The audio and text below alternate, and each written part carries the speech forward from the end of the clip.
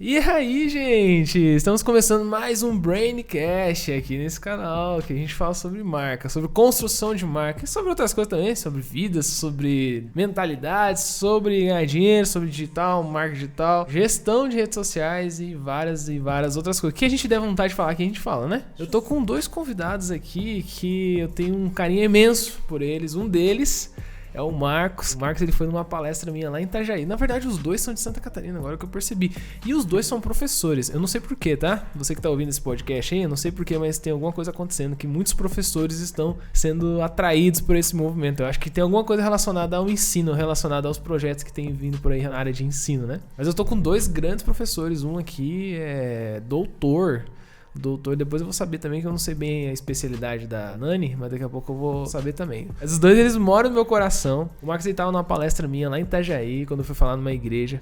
A igreja cedeu um espaço pra eu falar. Era pra ser 50 pessoas, porque eu falei 24 horas antes, né, que eu ia falar. E aí deu quase 1000 pessoas. Aí a gente foi obrigado a usar o galpão principal da igreja. Era pra ser numa salinha, foi no galpão principal. O Marcos foi lá, conheceu, se conectou. Dias depois ele tava aqui em São Paulo, trabalhando aqui. Eu falei, caramba, esse cara quer alguma coisa mesmo. Hoje é parceirão nosso, a gente faz grandes coisas junto. Ele é o reitorzão aqui da nossa área de ensino. E a Nani, que recebeu um grande desafio, né, Nani? Foi sim, verdade. Recebeu um grande desafio recentemente, que é cuidar das minhas redes sociais. Eu vou dizer pra vocês que cuidar das minhas redes sociais é um grande desafio. Não sei se eu fosse outra pessoa, se eu gostaria desse desafio, porque não é fácil. Demanda de várias coisas. Demanda de me encher o saco, demanda de me incomodar. Eu quero ver se a Nani vai dar conta desse desafio. Tive a felicidade de conectar aí com o Júnior, né, como ele falou, nesse mover, nesse primeiro contato, nesse movimento que a gente tem construído junto aqui, dessa parte principalmente voltado para o ensino. Então, né, a galera aí que já está acompanhando, a galera que já deve ter visto, né, muito do conteúdo do Júnior, né, muito focado nessa parte de gerar valor e um conteúdo de alto nível. Então eu tenho essa honra realmente de estar fazendo parte desse movimento. Eu que venho aí da área do ensino já de alguns anos como professor, de estar professor, né? Desde do ensino técnico. Então até esses dias eu estava calculando, olha só que curioso, Júnior, já mais da metade da minha vida foi dando aula, né? Então é um cálculo, não vou revelar a idade, então não adianta perguntar, pessoal, podem chutar aí nos comentários. Desde os 10 anos ele dá aula. Desde os 10, eu comecei na maternidade, né? Desde os 10 anos ele dá aula, metade da vida ele tem 20 agora. É, isso aí, novinho. Mas nesse sentido, e principalmente de estar conectado, né, com pessoas que a todo momento estão pensando em algo disruptivo, em algo fora da curva. Então, para mim, principalmente essa característica tem sido algo, né, muito especial. Então, até quando, né, não vou soltar já um spoiler do que vai ser o assunto hoje, mas principalmente quando a gente se conectou, quando a gente começa a pensar em novas estratégias, novos conteúdos e novos métodos, a gente, né, abre a cabeça, a gente explode as ideias para coisas novas, né? Uhum. Então, assim, nessa base de tudo que eu já vi, né, durante graduação, pós-graduação, mestrado e doutorado, né, eu acredito que nós estamos realmente num momento e num cenário totalmente novo, né? E trazendo coisas novas aí que vão transformar, com certeza, a vida de milhares e milhares de pessoas. Nossa, então, show de bola, hein? Então, muito obrigado por me dar essa oportunidade também de fazer parte disso aí. Estamos juntos sempre, né? Estamos juntos. Isso, nem começamos, né, Marcos? Nem começamos, é só melhor ainda está por vir, né? E aí, dona Nani? Eu quero que você me conte aí as suas especialidades. Eu quero saber o que você faz aí nas universidades da vida. Então, Júnior, minha primeira formação foi em pedagogia. Me formei em pedagogia pela UDESC, pela Universidade do Estado de Santa Catarina. Depois eu entrei num programa onde o Estado estaria pagando uma faculdade particular, a Unisul, para algumas pessoas que se destacavam dentro da área de ensino, e eu tive todo o meu ensino superior na área de letras, português e inglês, subsidiado pelo Estado, então eu também fiz. E a minha terceira faculdade foi o curso de Direito. Cursei o curso de Direito e após isso, consequentemente, foram 8 especializações, desde a área do marketing até a área de linguagem, alfabetização, letramento. Uau! E aí eu finalizei a minha área acadêmica, a minha vida acadêmica, dentro de um mestrado que eu fiz internacional, Brasil e Estados Unidos, que foi na área de tecnologia educacional. Uau! Tá? É isso aí. Que massa, gente. Ó, esses dois aqui, eles estão aqui pra mostrar pra vocês. Eu sou formado também, não sei se vocês sabiam, mas eu nem gosto muito de falar, mas eu sou formado também em administração de empresa, em marketing. Tenho pós-graduação em gestão de pessoas, mas tudo que eu falo hoje, tudo que eu vivo hoje, tudo que eu ensino, tudo que eu executo nas minhas empresas, eu não aprendi muito. Não aprendi, talvez, 5% do que eu faço hoje eu aprendi nas faculdades. E o que a gente tá aqui? Esse é um podcast para quebrar um tabu.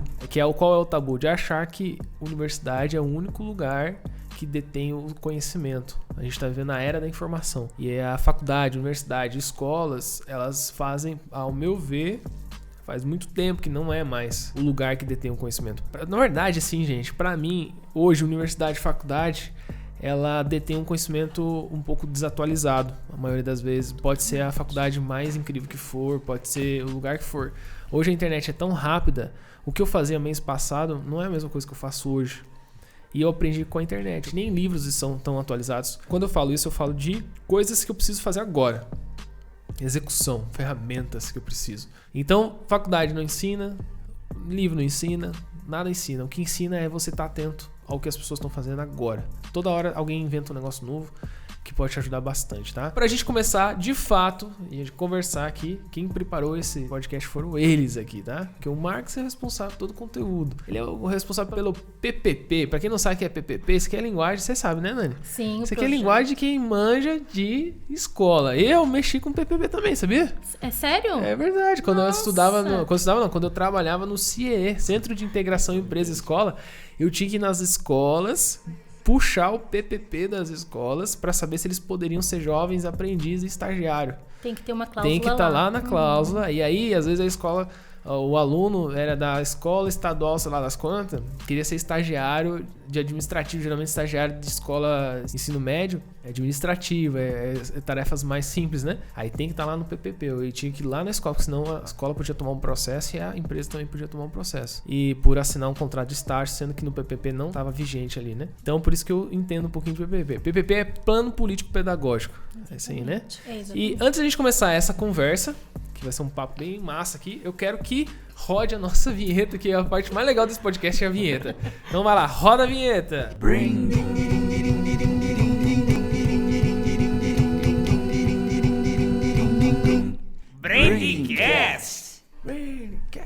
É isso aí, gente. Então vamos lá. Quero começar fazendo a primeira pergunta pro Marcos. Eu acho que a Nani, até, Marcos, não querendo, com todo respeito, mas acho que a Nani é a que mais sabe do meu conteúdo, tá? Ela faz uma semana que ela começou, mas ela é sangue no olho. Eu já sei que ela andou estudando, já sei que ela andou vendo muita coisa do meu conteúdo. Você é braba, né? É braba. Então, com todo respeito, sei que me ajudou a construir boa parte do conteúdo, mas acho que a Nani, ela é especialista nesse negócio. Por isso que eu vou começar a pergunta com você. Na metade da sua vida, você falou que já tá dentro de universidade, né?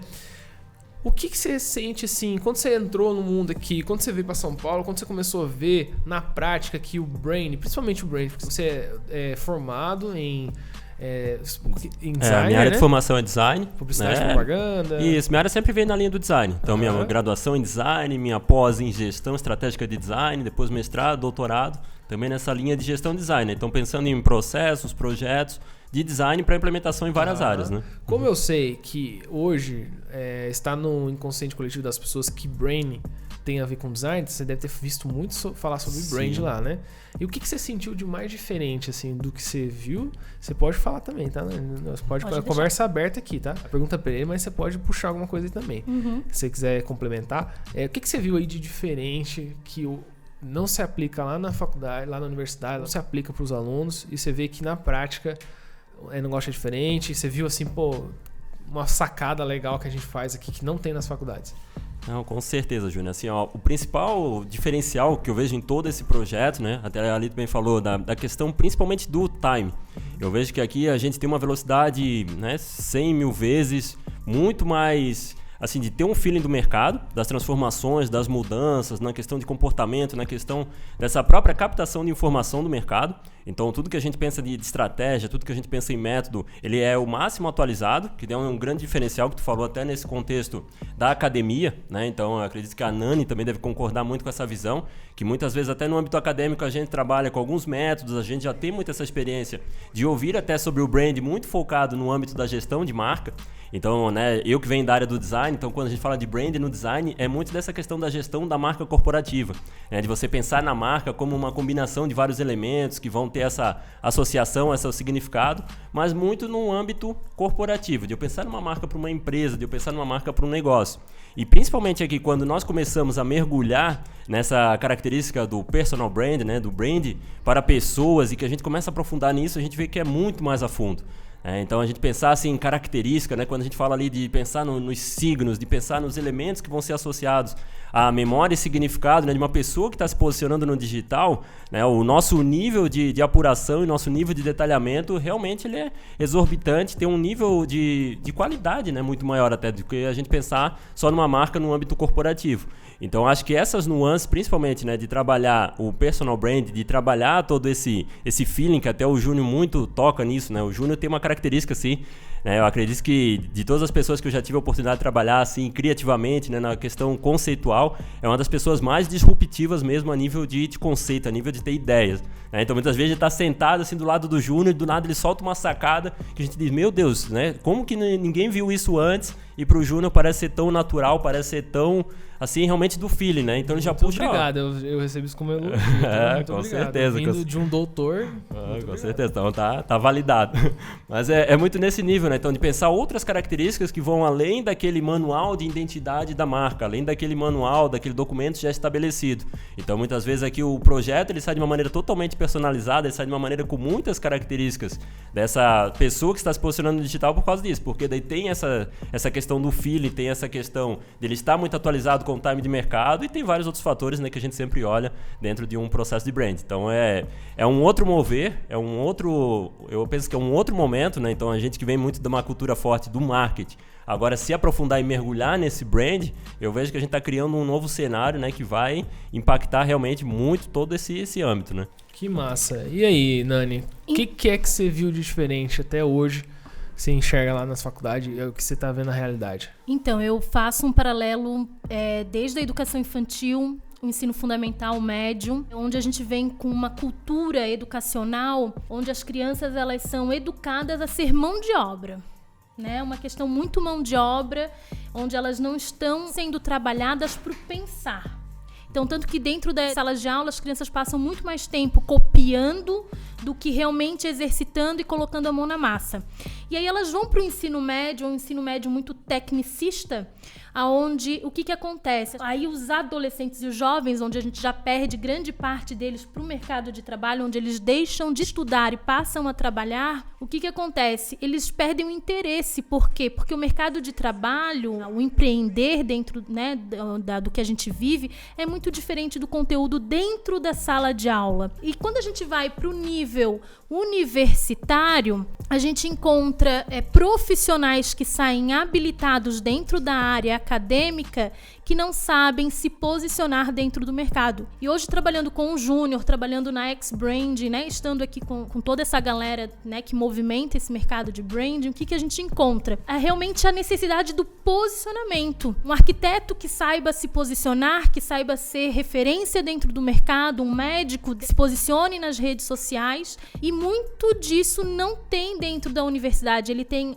o saber acadêmico, mas não tem a prática, né? Como se posicionar dentro do mercado. O que vocês acham que é a maior diferença hoje do brand que a faculdade ensina pro brand que, digamos, que a gente ensina? Que a gente ensina, não só ensina, porque no nosso caso, é uma coisa assim, é uma grande diferença que eu gosto de falar para as pessoas. A diferença de um professor para um mentor. O mentor, eu vejo que é o cara que ensina, mas ele aplica também aquilo que ele ensina. Ou seja, ele vai dar direção baseada naquilo que ele já fez. Na vivência dele, né? Ele atravessou aquele mar, aquela necessidade, e ele, em cima daquilo que ele vivenciou, ele passa as experiências para o mentorado. Por isso que eu sempre gostei de ter os professores que também mexiam com aquilo que ele ensinava. Que tinham um negócio, que tinham uma coisa relacionada àquilo que ele ensinava. Já os professores são pessoas científicas que trazem, eles são caçadores de conteúdo. Eles são as pessoas que estudam tudo que alguém já fez na vida traz isso para uma sala de aula, ensinando aquilo que as pessoas já fez. Vocês concordam com isso? Eu, particularmente, quando você falou assim, qual é a diferença do branding dentro da universidade e o branding fora da universidade, eu vou te dizer que com 27 anos, Júnior, são 27 anos, o Marcos brincou com a questão da idade, foi metade da vida dele. Eu entrei no mundo acadêmico com 16 anos, né, dando aula, hoje eu tenho 44 anos, são 27 anos trabalhando na área da educação. Eu nunca tinha me deparado com a palavra branding. Uau! Entende?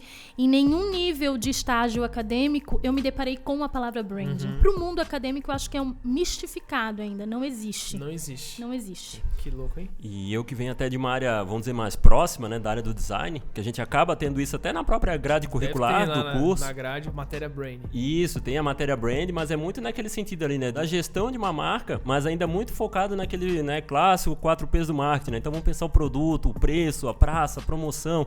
E quando a gente, né, vem aqui para esse âmbito de pensar o brand com nível de detalhamento e aprofundamento, como a Nani citou antes, pensar no posicionamento, pensar como vai ser a comunicação, qual que vão ser os elementos de associação dessa marca, né, o significado, a mensagem. Então a gente vê assim, que realmente explode as ideias, né? Como é que eram os alunos lá que você ensinava brand? Eles eram interessados na matéria ou ninguém dava muito bola? Não, eles gostavam bastante, até porque dentro do design a gente vê como brand um plus, né, um nível adicional, né? Então se eu sou um designer que eu faço só o design pelo design, eu estou no estágio. Agora se eu já tenho um nível mais aprofundado de brand, também entender todos os pontos de contato daquela marca, com quem que ela vai conversar, entender sobre a audiência, eu entrego um serviço de maior qualidade. Sim. E da mesma forma, se eu tenho algum conhecimento sobre o brand, eu me posiciono como um designer diferenciado. E eu tinha muito esse contato, né, com os alunos, principalmente que estavam indo para o mercado, eles diziam, professor, mas eu não consigo clientes, eu não consigo realmente me posicionar, eu não consigo atrair. Por quê? Porque você não está trabalhando o seu brand também, né?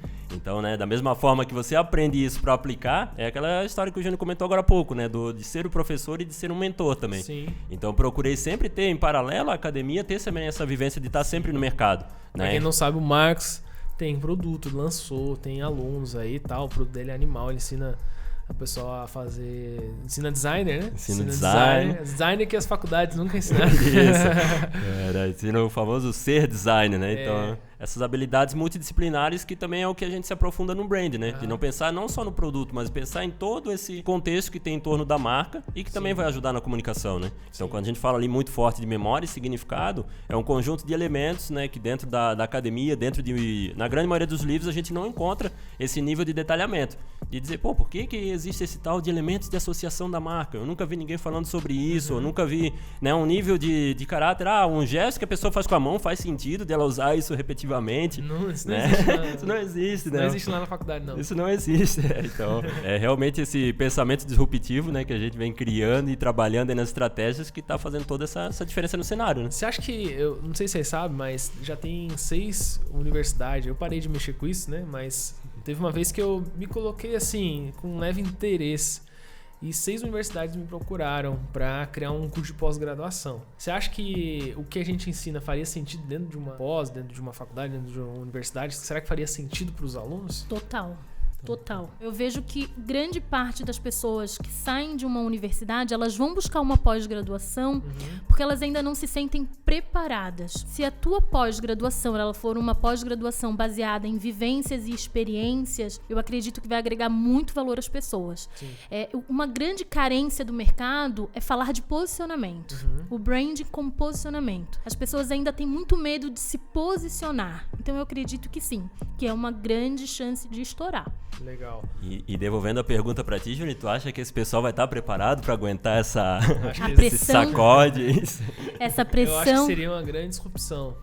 Porque eu nem lembro mais, falar a verdade, como que é o estilo de ensino de faculdade, eu nem lembro mais. Sistema acadêmico, né? É um sistema acadêmico, eu não lembro mais.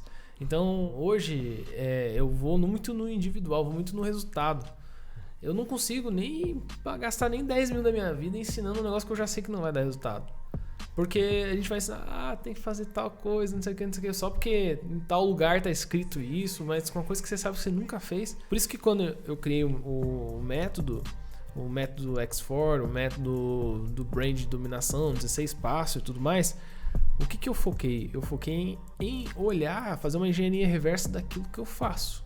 Quando eu vou atender uma empresa, daquilo que eu faço, da que a gente faz, né? Que a gente trabalha junto lá. Então, a parte que a gente faz começa pela informação, pela captação de informação, pela extração. Precisamos extrair todo tipo de informação. Eu imagino assim, é como se eu estivesse tirando o óleo, assim, sabe? Do cliente. Eu vou lá e vou extrair todo o óleo, toda a informação que eu puder do coração dele, da mente dele, dos objetivos dele, de tudo que ele tá pensando a respeito do que ele quer fazer no futuro. Depois eu vou pegar, eu vou tratar essa informação. Depois eu vou otimizar, eu vou melhorar essa informação, eu vou fazer com que ela fique melhor, maior, eu vou colocar um fermento, sei lá, nessa informação, e depois eu vou olhar para tudo isso que eu fiz e vou o quê? Vou ver onde que eu posso melhorar. Então esse é um ciclo que é infinito, esses 4 passos, tem 16, dentro dos 4 tem 16 etapas, né? Mas esses 4 passos são infinitos. Só que, imagina, eu nunca tive isso numa faculdade. Nunca ninguém me ensinou método para fazer tal coisa. Não. Método para vender. Isso não existe. Método para atender cliente. 4 passos para tal coisa. Eu nunca vi. Acho que essa seria a maior diferença. Uhum. E eu vejo muito forte também essa questão até da comprovação, né? Então, quando a gente está, por exemplo, no âmbito acadêmico que fala um artigo científico, nós que também somos pesquisadores, que publicamos artigos, tem que ter uma comprovação científica, né? Um resultado daquilo que você está falando. Uhum.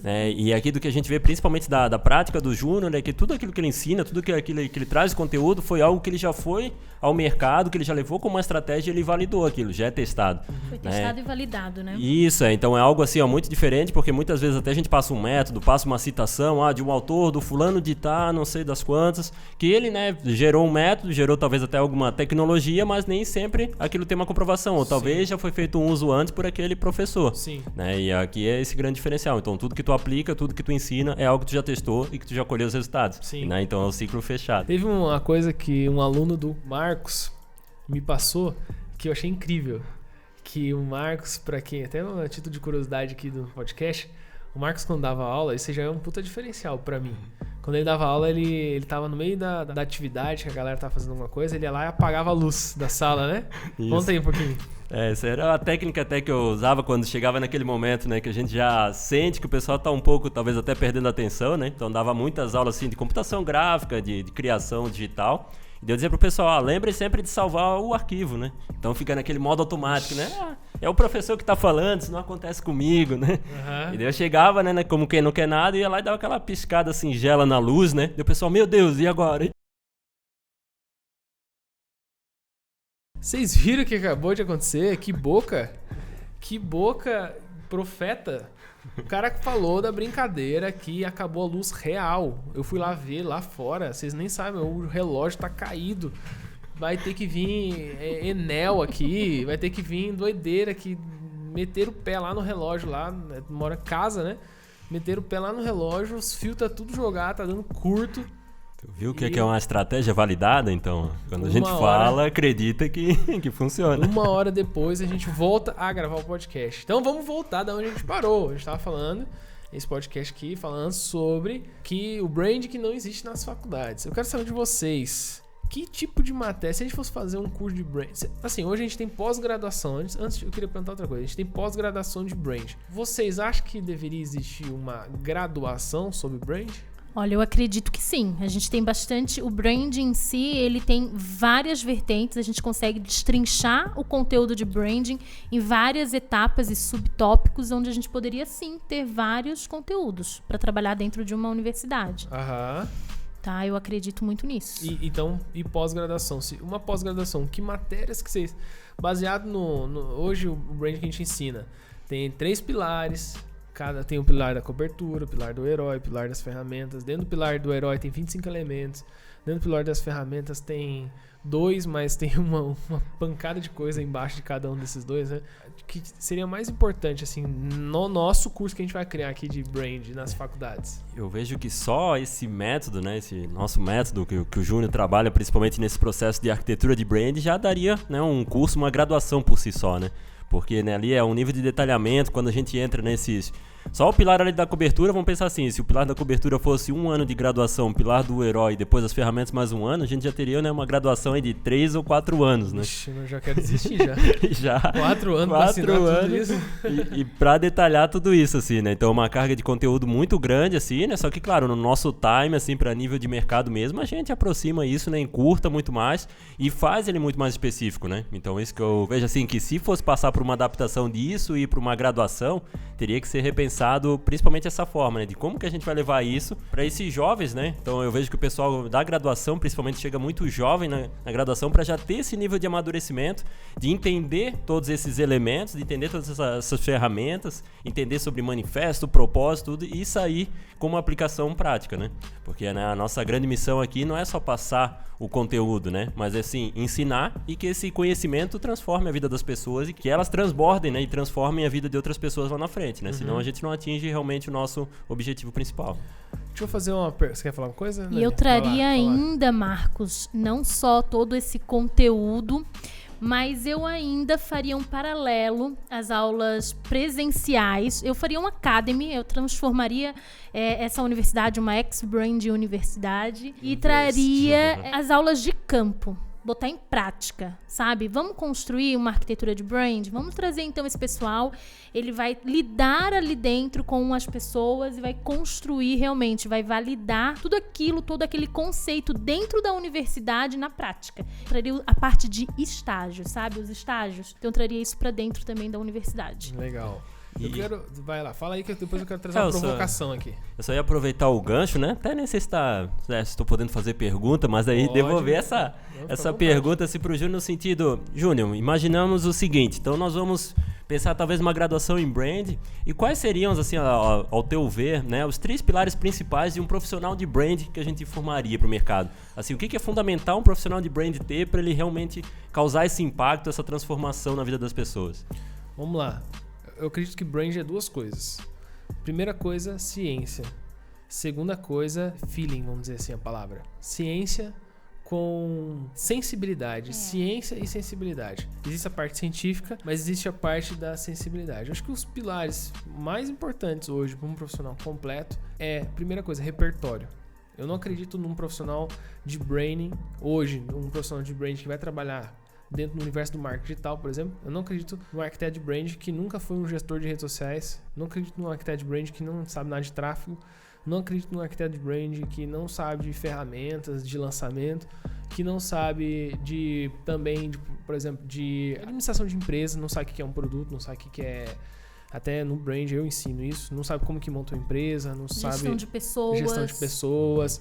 Eu não acredito num arquiteto de brand que não sabe essas coisas. Então, eu não vou dar 3 pilares, eu vou dar um pilar. Um pilar que é mais fácil, que é o pilar do que? Se transformar num profissional T. Se eu puder dizer assim, qual que é o resumo de um arquiteto de brand? Ele é um profissional T. As pessoas me perguntam assim, Júnior, qual que é a tua maior habilidade? Não tem nada a ver com brand, é pessoas. Porque aplicar o brand é fácil. Qual que é as 2 coisas mais importantes do brand que eu falei? Ciência e sensibilidade. A parte científica, você estuda, aprende, acabou. Não tem segredo. Exato. A parte de sensibilidade você só adquire com repertório. O que é repertório? É vivência. Teve muitas histórias. Eu sou um cara que desde sempre... O campo de batalha, né? Campo de batalha. Eu sou um cara que desde sempre... Eu nunca neguei um desafio, nunca neguei uma experiência. Sabe aquela pessoa que você fala assim, vamos pra tal lugar? Bora. Vamos, não sei o que, bora. Eu nunca, se eu pudesse, eu me dividia. Você fala assim, vamos viajar de manhã pra Curitiba, de tarde pra Floripa? Eu ia falar, bora. Ia pra Curitiba e ia pra Floripa. Eu nunca perdi uma experiência, sabe? Eu acredito que a pessoa que trabalha com branding, Marcos, ela tem que ter uma noção de pessoas. Porque o branding tá muito mais focado no outro do que em mim. Entende? É muito mais sobre o outro do que sobre mim. A pessoa precisa saber lidar com pessoas e entender pessoas. Quais são as necessidades e as dores das pessoas, né? Então eu acredito que é esse olhar mais apurado, mais sensível. Eu quero trazer uma provocação aqui, tá? Vocês são da área da faculdade, não sei se vocês ainda recebem alguma coisa de alguma universidade, alguma faculdade, mas eu quero trazer uma provocação aqui, tá? Colocar vocês na fogueira agora. Vocês acham que mais uma questão de necessidade ou mais uma questão comercial, uma questão de faturamento, de lucro, de negócio? Um curso demorar 4 anos para ser concluído, um curso demorar 5 anos, 6 anos para ser concluído. Isso é negócio, estratégia de negócio para quê? Para que a faculdade, a universidade, a instituição de ensino coloque mais dinheiro no bolso? Ou é uma questão de necessidade, na opinião de vocês? Então, essa era uma briga minha, né, dentro do meu município, dentro do meu estado, onde eu levantei muito essa conversa, principalmente começando da base. Gente, eu sempre penso assim, A gente quer ter mentes pensantes, mentes brilhantes, forma no berço. Isso é da educação infantil. Crianças curiosas vão ser adultos curiosos. Crianças que estão acostumadas com copiar e colar, elas vão vir com uma mentalidade de copiar e colar e elas não vão ter esse pensamento crítico. Então, se a gente parar e pensar na educação básica, que é básico, né? Já vem do nome, básico. Se a gente fizer uma retrospectiva, o que é que tu lembra de fórmula de Bhaskara? Nada. Eu vou falar pra vocês que todo mundo fala assim, né? Nossa, graças à minha família que eu não virei esquerdista, que eu hoje não virei, Karl Marx, não sou apaixonado pelo professor de história, de filosofia, não sei o quê. Eu, graças à minha vagabundagem, eu fui descobrir a existência de Karl Marx quando já estava na faculdade. Eu nunca tinha ouvido falar na vida desse cara, nem em esquerda, e nem direita, nunca te fez falta, né? Com certeza eu aprendi sobre isso. Com certeza tava nos livros lá, aquela coisa assim, né? De que o empreendedor é o malvadão e o funcionário é o... Aquela coisa toda que existe na educação brasileira, essa desgraça que existe na educação brasileira, que é pra infernizar as famílias.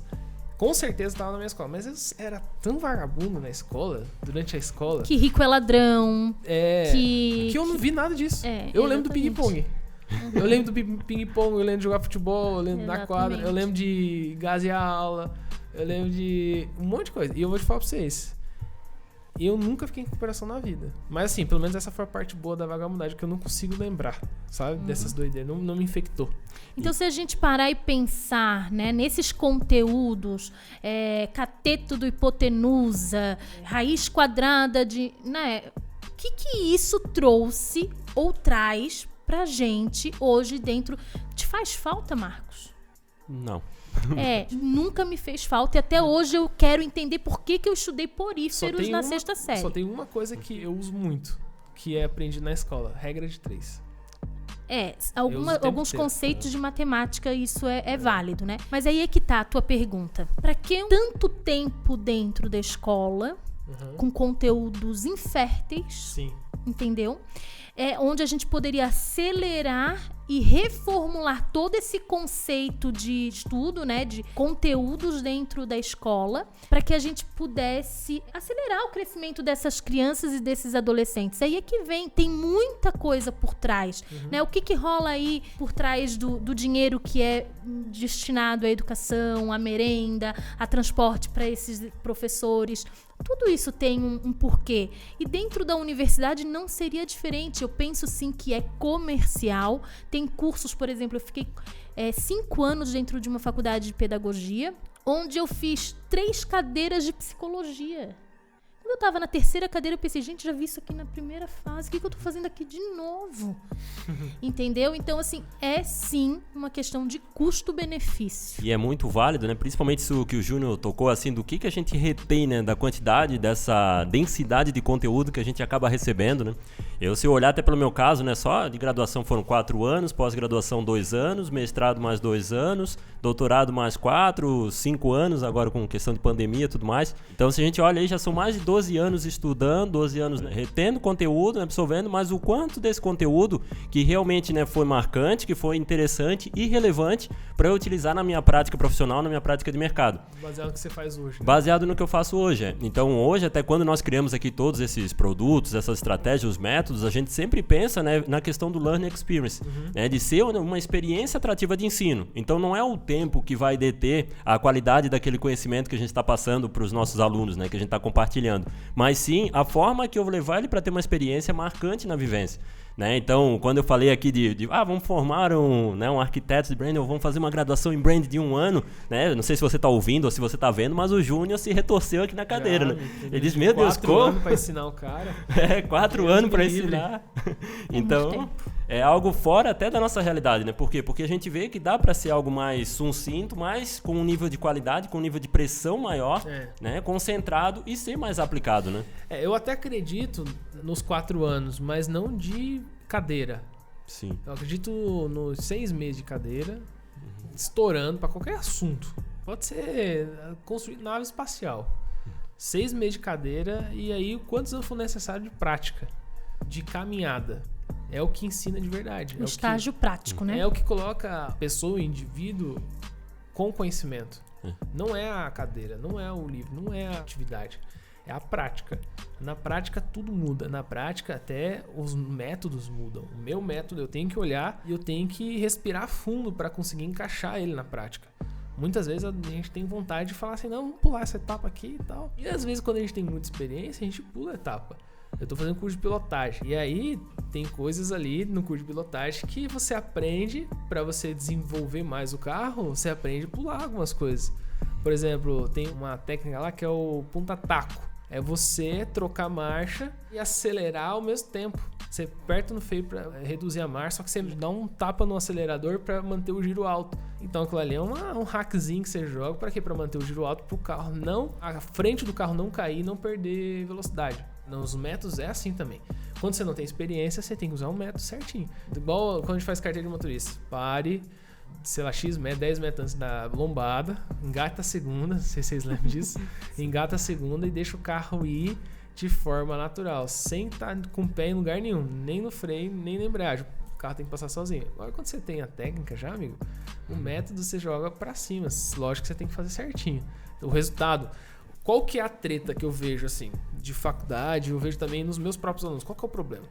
Eles querem método é muito bom para quem tá começando, mas aquele que se desenvolve é o que entende o método, respeita o método, mas arrisca também, não arrisca não, ele foca no resultado. Se tem um outro jeito de fazer que dá resultado, o método ele serve para isso, ele serve para ser jogado fora se for necessário. O foco principal de todo mundo, de todo empreendedor, de todo... Seja lá o que for, é o resultado. Se o método tá mandando ir pra frente, só que você der 3 passos pra trás, você chega na chegada, vai dar 3 passos pra trás, dane-se o método. A questão é esse resultado. É o problema das pessoas, é o problema de quem faz uma faculdade, é o problema de quem faz uma universidade. Hoje a gente sofre muito. Eu sofro muito. Por quê? Eu tenho alunos que ainda têm a mentalidade de um aluno universitário. E ele quer vir aprender comigo achando que ele tá aprendendo com um professor universitário. Aí ele quer o quê? Ele quer a atividade, ele quer as referências bibliográficas. Na realidade, o que eu vejo desse pessoal que sai da universidade, fresquinho, esse pessoal que tem esse vício universitário, é que eles querem saber o como. E eles esquecem de entender o porquê. Antes da gente entender o como, a gente precisa entender o porquê. Por que eu vou fazer isso? Né? E eles querem partir logo pro como. Mas Júnior, mas Nani, mas Marcos, como eu vou alcançar 100 mil seguidores? Como eu vou posicionar? A gente tem que entender por que eu quero 100 mil seguidores. Por que eu vou me posicionar? Quando a gente entende o porquê, a resposta do como vem. E aí, na faculdade, vem meio que uma receitinha de bolo pronta. E aí ele sai da faculdade achando que vai vir uma receitinha também na vida pra ele. Uma formulazinha pra ele cumprir. E não é assim. Eu sempre pensei assim, ó, tudo que é feito com receita é replicado de forma fácil por muita gente. Se o que eu tô querendo fazer não tem um monte de gente replicando, é porque não tem como fazer com receita. Até bolo. Tem muita gente que replica bolo, mas tem gente que não dá conta de fazer com receita. Tem gente que não dá conta, vai lá e faz certinho a receita, diz que, né? E desanda. E desanda o bolo. Diz que até energia você tem que jogar no bolo ali, né? É na vida a mesma coisa.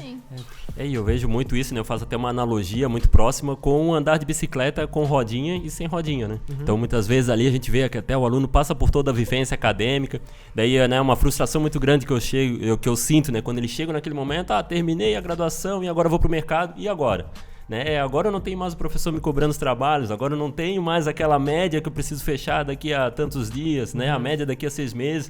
Agora ninguém mais olha se eu entrego ou se eu não entrego. Agora é por você, amigo. Agora por você, a qualidade é por você, né? O professor te impulsionava lá, cobrava a qualidade e tal, agora você não faz, o mercado que vai, né? O mercado pune. Agora a vida real vai te cobrar. Isso, então chega a hora do andar sem rodinhas, né? Você pode ficar a vida toda ali, né? Andando na rodinha achando que aquilo é a realidade ideal, né? Se eu for um pouquinho pra cá, vai ter a rodinha pra me dar suporte, um pouquinho pra lá, mas chega uma hora que realmente você tem que arriscar, né? Você tem que queimar a ponte, você tem que seguir por sua conta própria E para quem vem muito dessa cultura do ensino doutrinador, né, de que você segue essa apostila, né, você faz o exercício do 1 ao 15, você faz isso aqui, se você pontuar tanto, você passou, se você não atingir essa média, você reprovou. Né? E a pessoa não consegue virar essa chave, né, dizer, no mercado, e agora que nota que eu tenho no mercado? Né? Quem que sou eu no mercado? Sim. Então, principalmente, eu vejo muito essa mudança do pensamento, né? Então, é uma mudança de mentalidade que as pessoas, para amadurecer e para serem realmente profissionais disruptivos, né? Que é o que a gente tanto luta aqui, tem que ter essa virada de chave.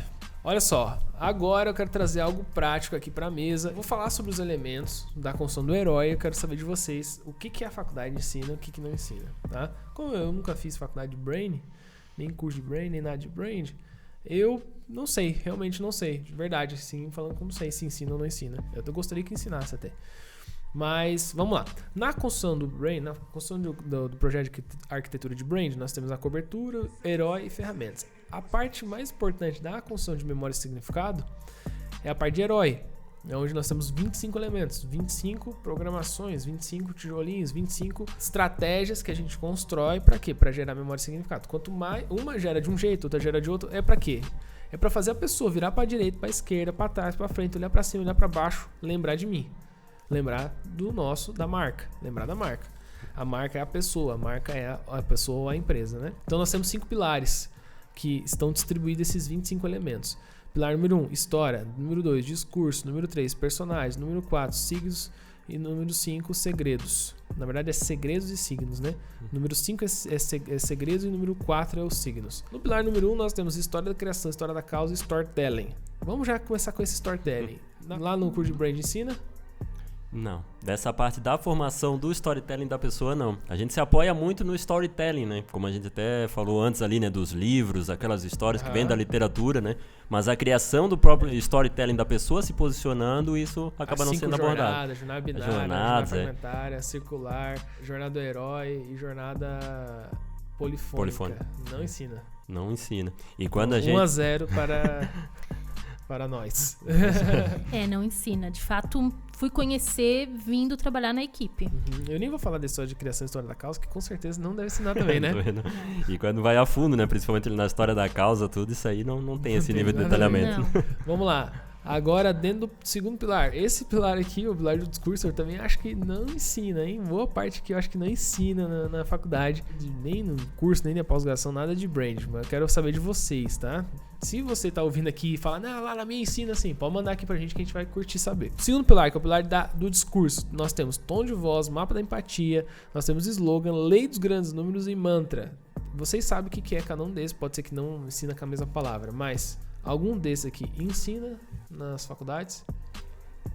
A maioria ali acaba não sendo abordado, né? Um ou outro, talvez ali, né? O que a gente trabalha como mantra, né? O slogan, né? Mantra. É mais naquele caráter que a gente vinha falando até do algo comercial, pensando na marca de uma empresa, de um negócio, mas nunca na marca pessoal, né? Sim, mas se já é um ponto a favor, já.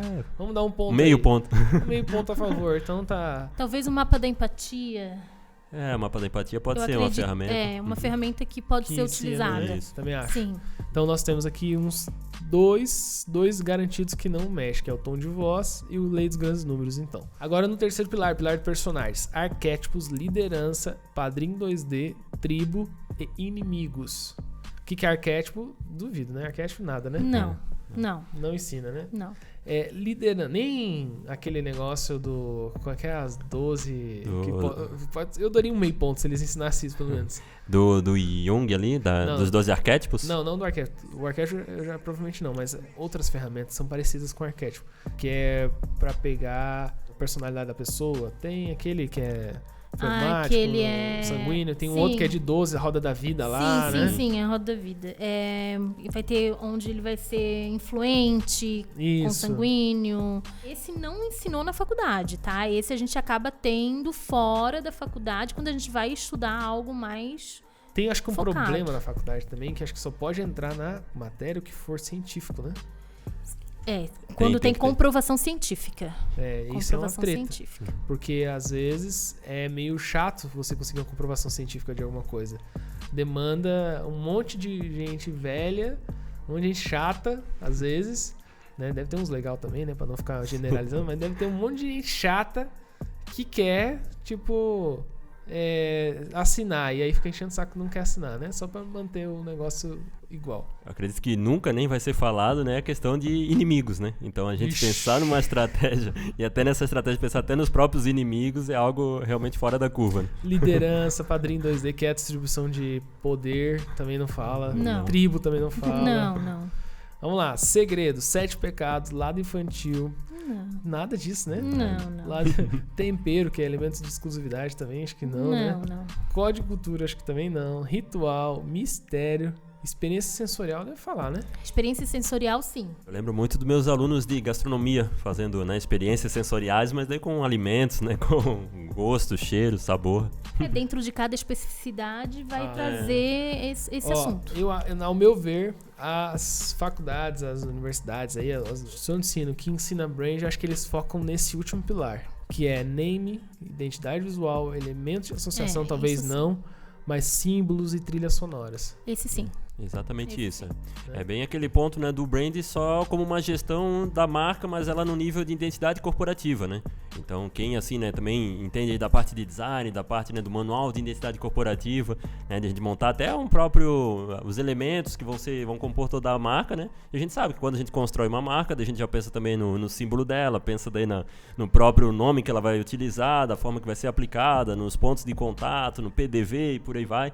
Então, dentro da área acadêmica, quando se fala de brand é muito nisso, né? Como que a minha marca vai se comunicar? Como que ela vai aparecer se ela estiver na TV ou se ela estiver no PDV? Mas e fora isso, né? E se eu não tiver a marca impressa, se eu não tiver ela visível, como é que a marca ela fala com a audiência, né? Mas nunca foi falado assim, como que a marca vai comunicar na mente do consumidor, né? Não, e justamente por isso, eu acredito que por essa disciplina, né, esse último quesito ali, ser o que mais é batido, por isso que muita gente ainda tem o mero engano de achar que branding é logotipo. É designer. É designer, cor, né? É cor, entendeu? Acho que essa associação é errada, né, da mensagem.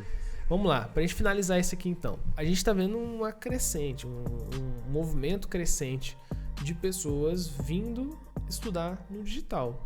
Infoproduto, que você vê às vezes um infoproduto que você aprende ali muita coisa em 2 meses, 1 mês de mentoria, alguma coisa assim que você aprende bastante, né? Hoje uma faculdade não sai menos de R$40 mil. Dependendo do curso aí, é muito mais até, né? Eu acho que um curso básico, um curso barato, numa faculdade barata, talvez seja nessa faixa de 30, 40 mil reais. É um carro popular pra cima, né? E hoje 40 mil reais você faz a festa no mundo do infoproduto, né? Você faz mastermind pesado, com gente que tá tendo muito resultado, você faz muita coisa grande aí com esse valor. Eu acho que 40 mil reais hoje você aprende, você vira um profissional completaço, com bem menos que isso. Talvez com 15 mil você vira um profissional completaço. O que vocês enxergam? Eu lembro de quando eu fazia faculdade, tinha um dado dizendo que acho que era 7% da população estava na faculdade. E eles queriam aumentar isso. O objetivo era aumentar para 15%, para 20%. Então, o mercado via que o universo das universidades era, super rentável, eu tinha vontade, na faculdade eu falei, cara, vou abrir uma faculdade para mim, porque esse negócio vai crescer muito, muito, muito. Vocês enxergam ainda esse crescimento exponencial do modelo de faculdade, ou você enxerga assim que agora vai existir uma briga pesada entre nós, que eu falo e nós, como nossa empresa que a gente tem aqui, que mexe com a área de educação também, mas não é num prédio, não se chama faculdade, não se chama universidade, não dá diploma, até dá um certificado lá para deixar algumas pessoas felizes, né? Sim. Mas para mim não vale nada esse certificado. E como tem gente que precisa de certificado ainda, né? Para se aprovar. O problema o certificado é autoaprovação. O que eu vejo, assim, o meu ponto de vista sobre essa mudança, principalmente no cenário, é que nós passamos por um momento realmente de transformação. Não só transformação nos modelos de ensino, mas transformação também na consciência das pessoas. Né? Então, hoje, esse modelo tradicionalista de a gente passar todo esse tempo sentado, né? Ter sempre a figura do professor à frente, o aluno só como um espectador, eu vejo que ele já é um modelo que ele não funciona, né? Ele não tinha a mesma performance como tempos atrás. Então, principalmente até o movimento meu, acredito que o movimento da Nani, também nessa migração para o digital, foi principalmente nessa mudança de consciência. De ver, né, o aluno mais como um agente ativo dentro do processo de transformação, de o aluno também querer ter acesso àquela informação, àquele conhecimento, dele também se empenhar, não só fazendo as atividades, os exercícios, mas executando aquilo na prática real. Então é algo que a gente bate muito nessa tecla, né, de o aluno ser realmente um aluno ativo. Então, todas as experiências de ensino, elas têm que migrar para esse lado, né? A universidade que começar a olhar para esse lado, começar a implementar isso nas suas práticas, ela ainda vai conseguir, né, ter um tempo de vida maior. Agora, aquela que continuar com aquele modelo tradicionalista, com aquele modelo de que o aluno tem que realmente passar todo aquele tempo, tem que cumprir aquela carga horária X, e daquele formato, e o professor na frente, o aluno como espectador, eu vejo que já não funciona mais. Porque as pessoas estão consumindo conteúdo de outra forma, né? As mídias mudaram muito, né? Então, hoje as pessoas consomem informação dentro do carro, consomem, né, no transporte, no ônibus, estão no avião, estão estudando. Otimização, né? A otimização, a linguagem, né? A própria questão visual do conteúdo apresentado. Eu quero absorver uma informação, mas eu quero ao mesmo tempo já ter uma informação que não seja no PDF, que seja em vídeo, que seja em áudio, né? Então, esse transmídia, essa informação, de várias formas que, de alguma forma, associe para esse aluno, né? Que faça sentido para ele, eu vejo que é o novo cenário da educação. Legal. Então, toda a plataforma, todo o método, tudo que a gente acaba criando aqui dentro, a gente sempre pensa nisso, né? Então, traz o aluno como um agente ativo dentro do processo. Ele não vai ser só o espectador, o consumidor, mas ele vai ser a pessoa que vai absorver aquilo e vai ter a capacidade também depois de levar aquilo adiante. Massa, top demais. E aí, Nani? Eu concordo contigo no sentido do aluno ativo e não passivo, de uma educação muito mais... onde o aluno deixa de ser espectador e passa a ser realmente construtor da realidade dele, porém eu não tenho esse olhar tão utópico que tu tem. Eu não consigo ainda ver uma educação onde vai trazer toda essa questão da atividade do aluno, onde o aluno vai deixar... Você consegue ver as faculdades entrando nesse mundo? Não, Júnior, não vejo, e eu venho há pouco tempo. Até ano passado eu era proprietária de escola particular, era uma briga porque a gente divide muito a opinião, até porque dentro da escola que eu venho, a gente tinha liberdade para o aluno de trabalhar com o celular dentro de sala de aula. O Wi-Fi era liberado dentro do colégio e isso incomodava pais de alunos. Os pais não queriam, eles queriam conteúdo no livro, né, escrito no livro. Outro problema que a gente tinha era o professor que não estava capacitado para trabalhar com método híbrido, né, com educação híbrida. E uma outra questão, a realidade no Brasil, ela não facilita para essa migração. Por quê? Porque as escolas não têm Wi-Fi, as escolas não têm esse material onde o aluno deixaria de estar copiando, escrevendo, somente traria ele para a atividade. Muito novo, né? A gente que está envolvido nisso, a gente acha que todo mundo sabe, mas você não sabe de nada. Não. Se você mostrar... Se hoje, no nosso mundo, entrar lá um reitor, um dono de uma faculdade, ele não enlouquece. E a gente até fala, né, que com esse cenário, pelo menos acelerou uns 10 anos do que estava, né? Por vir, assim, até no cenário de mídia digital. As faculdades, escolas tiveram que se adequar, né? E nós, assim, que estamos isso principalmente... Isso foi até bom pra eles, que eles aprenderam uma coisa que pode ajudar muito eles no futuro. No futuro, Então, é muito do que a Nani estava falando, assim, né? De que se não tivesse olhar, de que precisa ter essa mudança também de consciência, de que precisa... Até as próprias políticas públicas, né? Olharem para esse lado, de ter novas estratégias, de ter um ensino mais amplo. A gente que já está no digital fica muito mais tranquilo. Então, a gente faz a nossa estratégia, alcança muito mais pessoas, né? Mas quem ainda está nesse ensino tradicional talvez tenha muitas dificuldades aí pela frente. Olha, uma das coisas que eu batia muito com os pais de alunos, e faz muito tempo, tá? Não só porque eu tô no digital, mas uma das coisas que eu sempre conversava com os pais é que um pai uma vez disse assim pra mim: professora Elaine, eu não entendo por que o meu filho hoje tem uma disciplina de empreendedorismo e educação financeira. Eles achavam ruim? Ruim. Assim, ó, por que ao invés de ter essa aula, não tem caligrafia? Entendeu? Então, assim, hoje ainda precisa trabalhar a mentalidade do pai. 10 anos que eu não seguro uma caneta na mão. Exatamente. Então, caligrafia. E eu colocava pra esse pai, há muito tempo atrás, eu sempre dizia pros meus pais o quê? Aqui no meu colégio, o que a gente trabalha? 3 pilares. O aluno tem que saber se comunicar, lidar com as suas emoções e fazer network. Pra mim, é o profissional do futuro. Nossa, que louco é essa escola, hein? É muito louco, era muito louco. Esses são os 3 pilares da pessoa no futuro que vai dar certo. O que você fez com a escola? Então, eu acabei vindo pro digital, me apaixonei. Você vendeu, você fechou? E aí a gente encerrou as atividades do colégio. Foram 20 anos dentro do Almerim Dedite. Eu senti que não conseguiria mais. Foi antes da pandemia. Foi antes da pandemia. A pandemia foi o pontapé inicial, assim, pra gente encerrar com as atividades. Eram 300 alunos. Uau. 300 alunos. Mas é realmente isso. Por quê? Porque eu sou inquieta. Eu vejo muito essa inquietude e eu queria transformar. Esse era o posicionamento da tua escola, né? E eu esbarrava acho que muitos pais também deveriam ir lá matricular por conta disso. Por conta disso. Isso é importante, está dentro do projeto, o posicionamento. Lá no ensino fundamental, na base, o aluno do 4º ano, por exemplo, para ele apresentar um trabalho, ele tinha que usar mídias digitais. Ele tinha que saber se posicionar, ele ia lá para frente, a gente gravava e ele tinha que se posicionar. Então, ele saía de lá com uma oratória muito boa. Legal, né? Então, muito massa. mas a gente esbarrava em alguns processos que amarravam, entende? A mentalidade do professor, a mentalidade do pai do aluno, o próprio aluno. Então eu acredito sim, Marcos, que essa visão que a gente tem, que eu tenho, que tu tem, que precisa ver essa mudança é necessária. Mas infelizmente eu ainda acho que vão levar alguns longos anos. Ainda vai ter um período de amadurecimento. Vai ter que doer no bolso. Vai ter que doer. Quando doer no bolso, o povo começa a mudar. É isso aí, gente. Muito obrigado por vocês participarem desse podcast aqui. Isso. Muito obrigado pelo convite, agradecer, né? Pela parceria dois professores aqui na minha frente. É uma honra. Eu quero cada vez mais trazer mais professores aqui e que a nossa equipe se encha de professores. E estamos prontos aqui para mudar essa realidade, né, Marcos? O ruim de andar com o professor é que ele fica... não fala desse jeito, tá errado aqui. Tô uma pontuação, ortografia.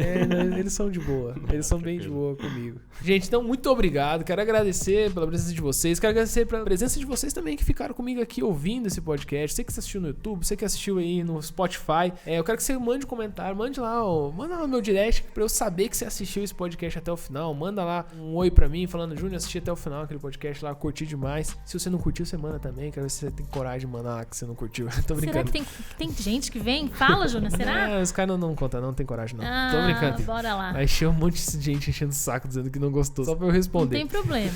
Só pelo desafio. É isso aí. E no próximo podcast a gente vai falar... Do que a gente vai falar, dona Nani, no próximo podcast? Então, eu acredito que a gente vai falar sobre o profissional T. Sobre o profissional T? Eu acredito que é um bom tema. Um assunto que rendeu aqui, né? Foi sim. Então, fechou. No próximo podcast a gente fala sobre o profissional T. Se você quiser aprender isso, você vai clicar aí embaixo aí, você vai ver, provavelmente ele já vai estar disponível, ou se não, se é o cara assim, o cross, que assiste as coisas assim que sai, ele vai sair na próxima semana. Fechou? Tamo junto e até o próximo Braincast.